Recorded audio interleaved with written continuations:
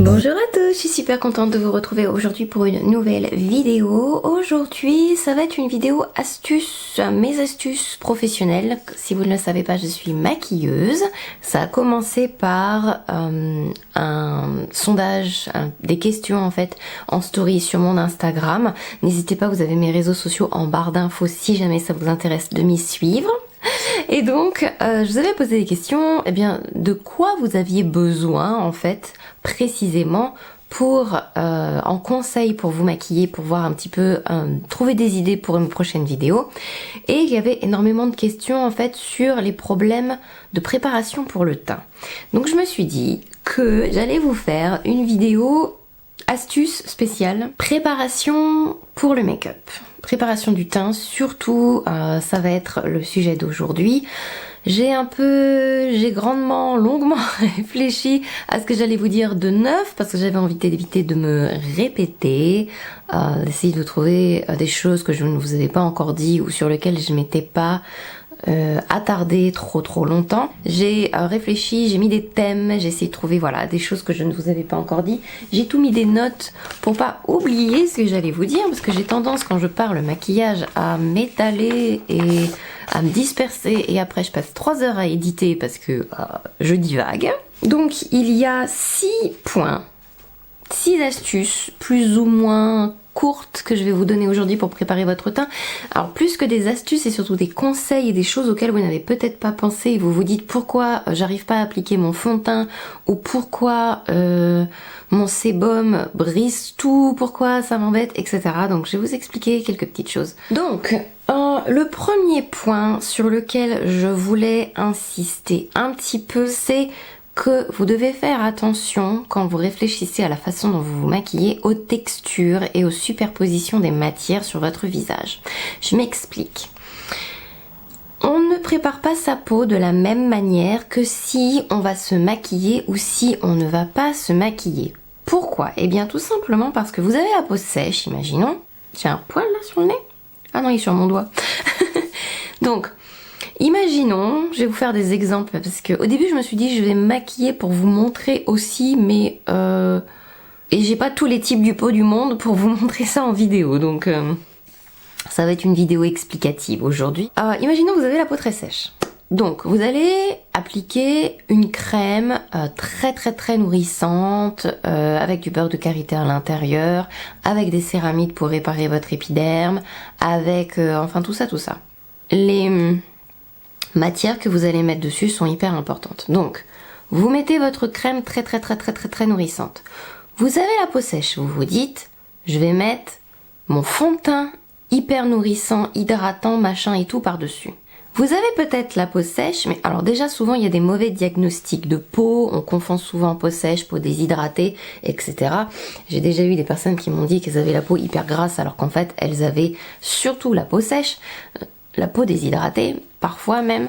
Après, peau déshydratée, c'est pas un type de peau, hein, c'est un état de peau, mais par rapport à la peau grasse, il est prioritaire. Enfin, j'en parlerai dans une autre vidéo. Tout ça fait que hydratant, surhydratant, nourrissant, vous risquez d'avoir un problème de tenue avec votre maquillage, même si vous poudrez bien par-dessus. D'ailleurs, souvent les peaux sèches se disent je ne vais pas poudrer mon maquillage. Et du coup, vous avez une crème hyper hydratante qui n'a pas forcément eu le temps de pénétrer en plus un fond de teint hyper nourrissant par-dessus, et tout ça en fait ça va bouger surtout si vous avez énormément d'expressions faciales et surtout si vous avez des ridules. Ça ne peut pas tenir, c'est pas possible. Pensez votre teint pour que ça tienne, aussi être confortable mais que ça tienne. Autre cas de figure, vous avez la peau grasse. Vous vous dites je vais mettre ma crème normale, je vais mettre mon fond de teint hyper desséchant et je vais mettre par-dessus bien poudré et je vais mettre mon spray et tout, nickel. Si votre crème n'est pas assez hydratante, parce que même les peaux grasses ont besoin d'hydratation, que votre fond de teint est trop sec, il va aussi là y avoir un problème peut-être de texture. Vous n'arriverez pas forcément à étaler correctement parce que vous avez certes la peau grasse, mais le sébum met quand même du temps à arriver correctement, et en cours de journée vous risquez d'avoir des soucis, et à l'application vous risquez d'avoir des soucis aussi. Et c'est pour ça souvent que certains fonds de teint qui vont être extrêmement régulateurs, voire durs à appliquer tout de suite, comme par exemple le Charlotte Tilbury qui est magnifique, il en faut peu, mais il peut quand même être dur à étaler, vous allez soit pas arriver à l'étaler, et vous allez vous dire ah bah il va falloir que je mette une plus grosse crème. Sauf que si vous mettez une plus grosse crème qui va être trop hydratante pour vous, votre fond de teint en fait va casser dessus. Enfin bref, il faut penser le maquillage avec toutes les couches que vous allez mettre en plus en fait.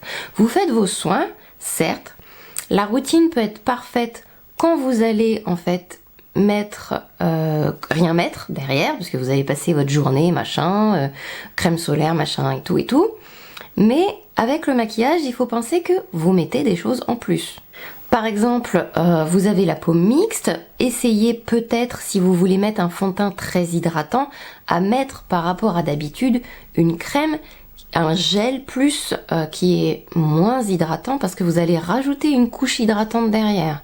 Donc si vous mettez votre crème de d'habitude parce que vous êtes très déshydraté, que vous avez besoin de beaucoup d'hydratation et vous mettez une crème, un gel crème un peu plus costaud, si vous remettez derrière par exemple le Reboot de Make Up For Ever ou le Face Glow de Natasha Denona ou des fonds de teint qui sont comme ça plus hydratants, forcément votre peau mixte, qui est quand même mixte, va se dire « Waouh, c'est trop là !»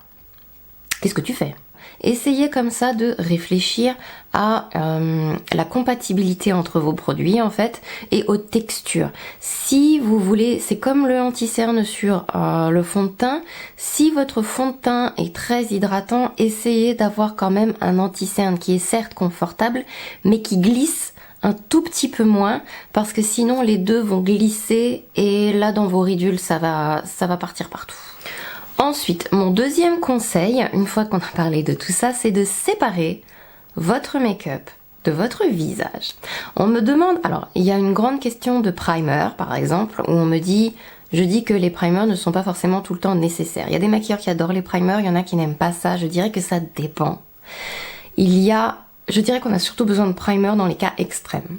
Par exemple, vous avez la peau excessivement sèche, il y a des petites peaux partout. Dans ces cas-là, je vais effectivement mettre un peu d'huile sous le fond de teint aux endroits où il y a besoin de nourrir un peu plus. Vous voyez, si la peau est très très grasse, à ce moment-là, je vais mettre effectivement un primer sur les endroits très très gras du visage pour éviter justement que le sébum, au bout d'un moment, n'abîme le fond de teint. Pourquoi c'est important dans les cas extrêmes de séparer le make-up du fond de teint? Par exemple, vous avez la peau très très grasse, vous avez la peau qui est là, ça va être ma main. Je vais mettre mon fond de teint, on va prendre mon téléphone, je vais mettre ma poudre, je vais mettre du spray avec mon autre main et je me dis nickel, ma peau est prête, mon fond de teint est matifiant, machin et tout.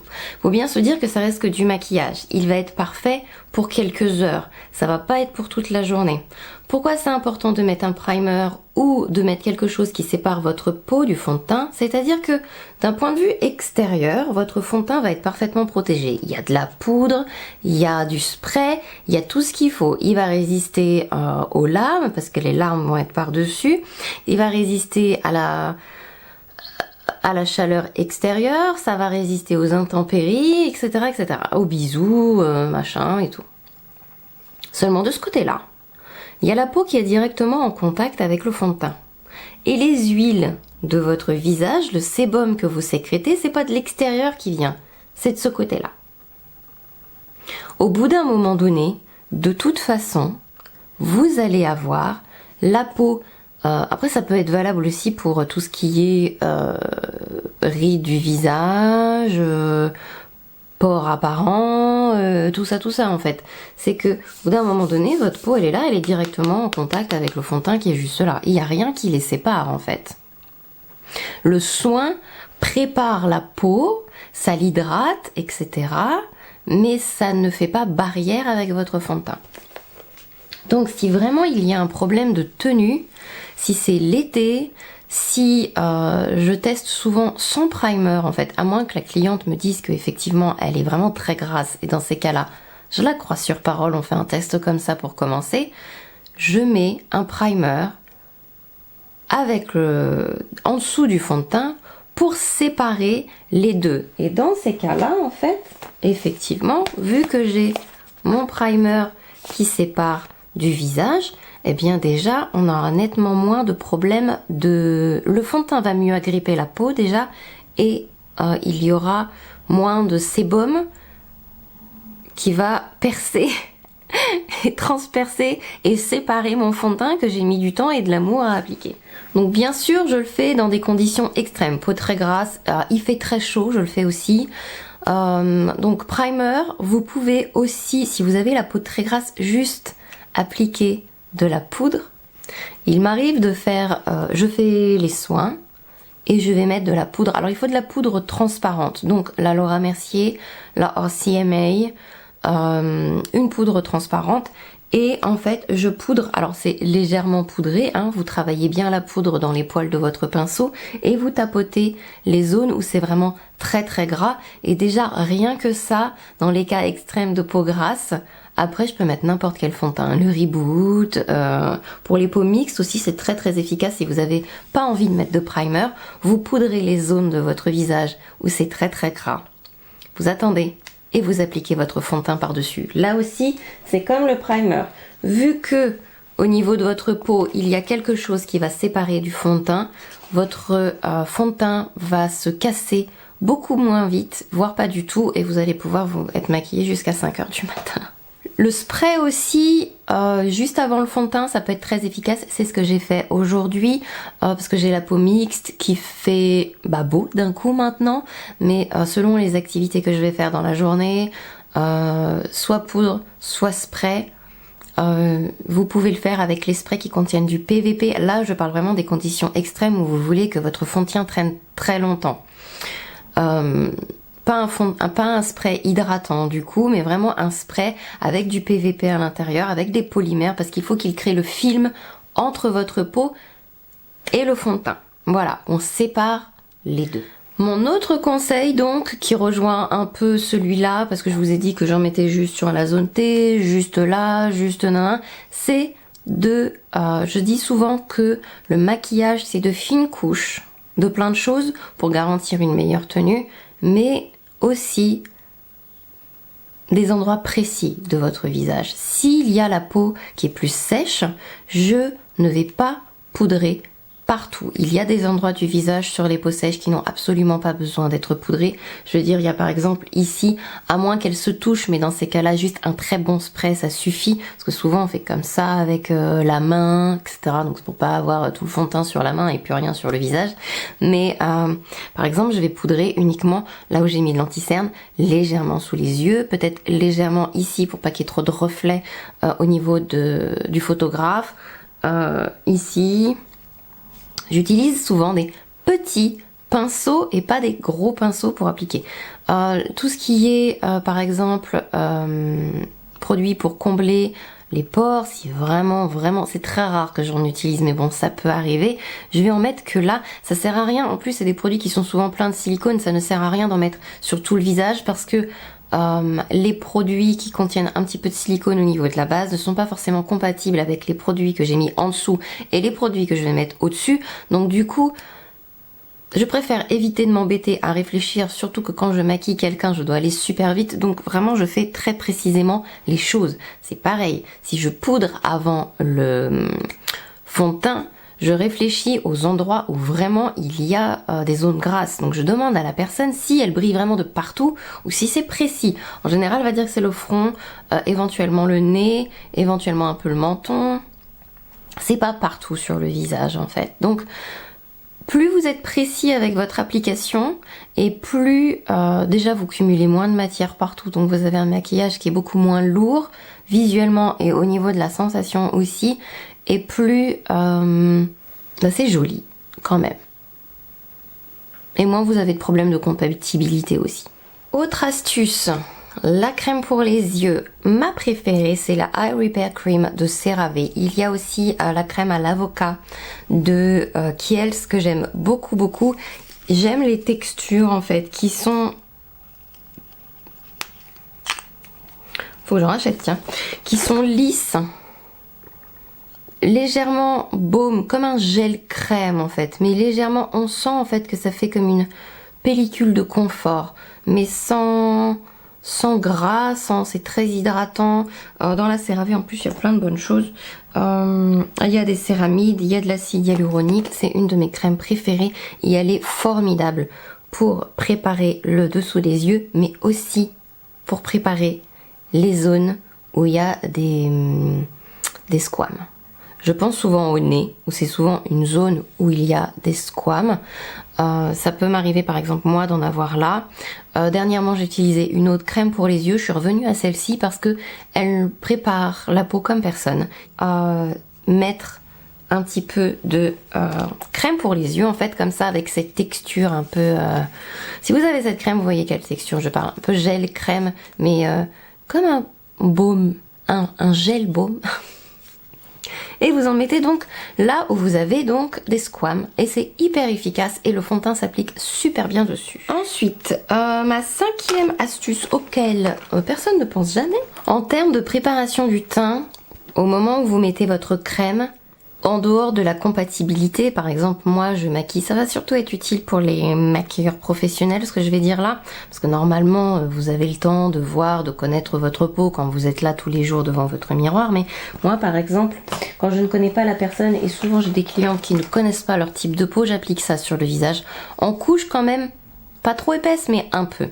Donc c'est le lait crème concentré, c'est un soin hydratant nutritif qui est multifonction. Il peut enlever le maquillage, il peut servir de masque. Oh, il y a de l'aloe vera, des protéines de soja, du beurre de karité. Enfin bref, c'est une merveille. Quand vous maquillez, quand vous êtes maquilleur, il vous faut ce produit à l'intérieur de votre kit. Je dis ça. Et je vois les endroits où ça a absorbé et les endroits où il reste du produit. Et dans ces cas-là, vous enlevez l'excès avec un mouchoir, tout simplement. Ça peut être utile, absorber l'excès dans plein de cas. Même si vous appliquez votre crème normale, on revient par exemple tout à l'heure à la peau mixte qui peut-être si elle a un fond de teint très hydratant a besoin de moins mettre de crème. Si vous n'avez pas la possibilité d'avoir plusieurs crèmes, vous appliquez votre crème normale comme d'habitude et avant de mettre votre fond de teint aux endroits où vous avez plus de sébum en cours de journée et que vous savez que votre fond de teint ne va pas tenir dessus, vous prenez un mouchoir et vous appuyez, donc en général c'est sur la zone T, et vous appuyez pour enlever l'excès et pour que au toucher ce soit pas sec mais presque. Toutes les astuces que je vous donne sont cumulables, je précise. Après, c'est à vous de voir si vous voulez absorber, plus poudrer, plus machin, parce que ça dépend de chaque personne. Là, c'est vraiment individuel après. Donc, il m'arrive de faire plusieurs de ces astuces. Il m'arrive d'en faire qu'une seule. Après, ça va être à vous d'expérimenter en fait. J'absorbe l'excès sur les endroits où il y en a trop. Et je sens avec la main s'il y a besoin de mettre un peu plus à d'autres endroits. C'est surtout une astuce pour les peaux mixtes qui ont des zones comme ça qui varient sur le visage. Où on va avoir des zones très très sèches, on va avoir des zones plus grasses. Ça permet d'utiliser un seul produit tout le temps, mais d'ajuster. Donc on absorbe. Voilà, je me répète, mais bon, on absorbe aux endroits où ça va être plus gras, il y a besoin de moins d'hydratation et éventuellement on rajoute un petit peu de crème aux endroits où ça va être très sec. Après ça va dépendre aussi du fond de teint que vous allez mettre au-dessus et là on revient donc aux premières astuces de la vidéo. Ma dernière astuce de cette vidéo et après on va se quitter jusqu'à la prochaine fois, ça va être d'utiliser un primer. Mais une base pour les yeux en fait. Mais au lieu de la mettre sur vos paupières, ça va être de la mettre aux endroits où vous avez habituellement le maquillage qui crisse, comme disent les Américains, mais surtout qui file dans les ridules. Donc sous les yeux, dans vos grosses rides, éventuellement sur le front, éventuellement les sillons nasogéens, j'arrive jamais à le dire, mais bref, les sillons autour de la bouche. Si vous avez comme ça, parce qu'il y a toujours un petit peu de matière qui file, hein, faut pas se leurrer, c'est normal, c'est des produits et c'est normal. plein de choses comme ça qui sont normales et qu'on essaye de vous faire croire avec Photoshop que c'est pas normal, mais c'est normal. Donc, vous avez, eh bien, mettez tout simplement un produit qui empêche les produits de filer. Et donc, mettez tout simplement un primer pour les yeux. Alors, il y a juste une petite contre-indication.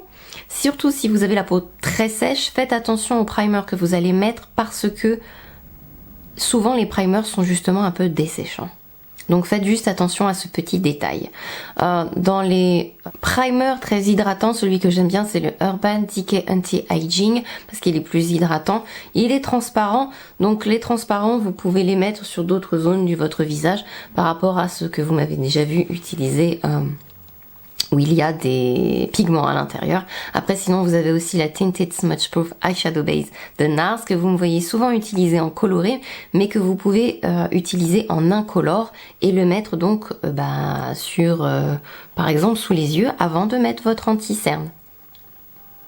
Voilà, c'est une petite astuce que j'utilise parfois, que j'utilise pas excessivement souvent parce qu'en général si vous faites bien les conseils du début de la vidéo, vous n'avez pas besoin forcément d'utiliser celle-ci, mais elle peut être utile quand même, donc je me suis dit que j'allais vous la donner dans cette vidéo. Voilà, on a terminé. J'espère que cette vidéo vous a plu. N'hésitez pas à me dire ce que vous pensez de ces astuces si vous les testez en commentaire. Et puis, bien quant à moi, je vais vous faire plein de gros bisous, vous dire à la prochaine. Espérez que vous êtes là, espérez que vous vous êtes abonné à ma chaîne si vous ne l'étiez pas avant de regarder cette vidéo pour la première fois. Je vous fais plein de gros bisous, je vous dis à la prochaine. Bye bye.